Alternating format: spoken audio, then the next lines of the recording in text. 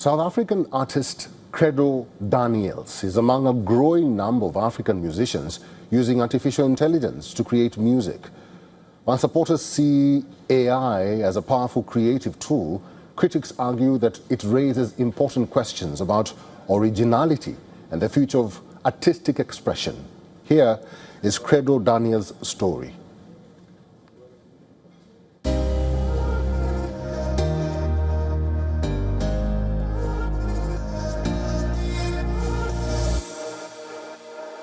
South African musician Credo Daniels has found himself at the center of a growing debate over artificial intelligence and creativity after a performance featuring AI-assisted music sparked widespread criticism on social media. Videos from Daniels' recent Johannesburg show trended on TikTok and X, where users questioned both his live vocal performance and the role of artificial intelligence in music production. The backlash has highlighted a broader conversation playing out across the music industry as artists increasingly experiment with AI-powered tools for songwriting, production, and vocal enhancement.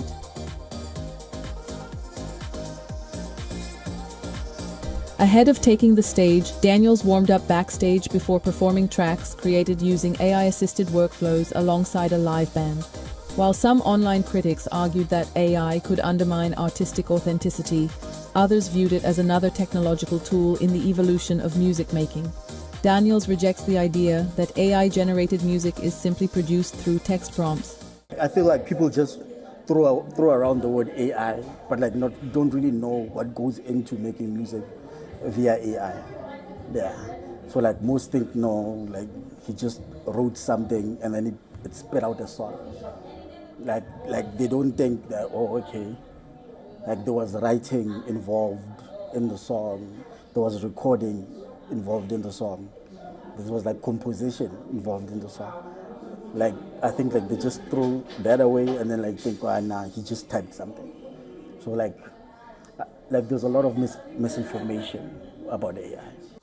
The controversy reflects growing concerns within the creative sector about where technology ends and artistry begins. Questions around copyright, authorship, and consent have become increasingly prominent as AI tools become more accessible to musicians. Intellectual property lawyer Ian Alice said, "The legal concerns arise when AI systems use existing creative works or imitate artists without permission." It's got to be understood that from music, there's a certain composition where there's a common denominator of music, and this was even seen and displayed, I believe, by Ed Sheeran several years ago, when there's certain chords that are shared by all musicians in order to create a certain melody. That is one of the factors that has to be considered, but then it can't be allocated strictly to somebody's own intellectual property, because it's just not a new creation. But the problem is with this, when they utilize AI, they're taking an existing piece of work without a person's consent at using it, and that is where the problem in actual fact comes. At the concert, audience reactions were mixed. Some attendees raised concerns about the limitations of AI in a live setting, while others embraced the technology as part of music's future.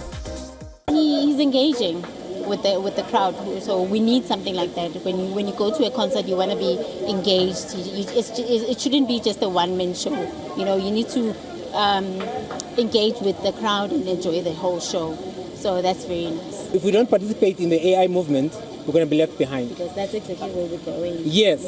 So with Credo, what he did is he can sing, he's a lyricist, he's a wordsmith, but he also embraces the technology to enhance his message. Despite the online criticism, many artists believe audiences are ultimately focused on the quality of the final product rather than the technology behind it. As AI becomes increasingly embedded in creative industries, Daniels' experience has become a flashpoint in a wider debate over innovation, authenticity, and ownership. Questions that South Africa's music industry is only beginning to confront. Africa Bureau, WION, World is One.